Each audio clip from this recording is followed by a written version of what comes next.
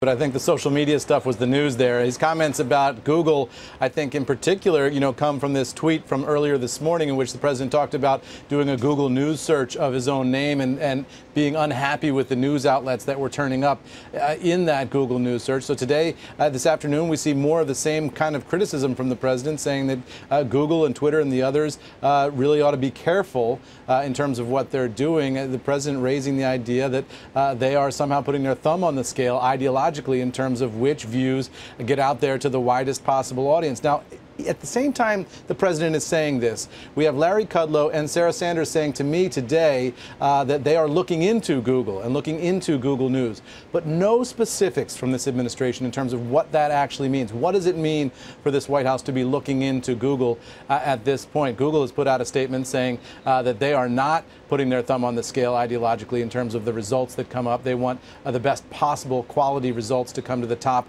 of the Google search page. So is this administration really prepared to take steps against Google? Is there a plan to investigate what's going on behind the scenes at Google in terms of the algorithm, the personnel, et cetera?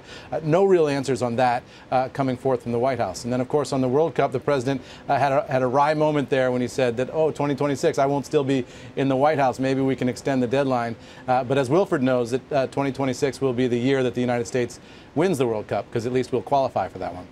Well, I agree with the latter part of your statement. You'll certainly be in the tournament, because otherwise right. We'll be there. We'll be attending. But of course, England will be the holding champions then, having won it in 2022. Of course. Either way, it will be a great World Cup here. I just want to aim at one serious question. Sure. If they do take on these social media giants and internet giants, how will that sit across the political divide? Because clearly the tone in the last 24 hours has been based around political coverage in their news websites. But taking them on more generally with this data privacy issue, is that something that people across the aisle potentially would welcome?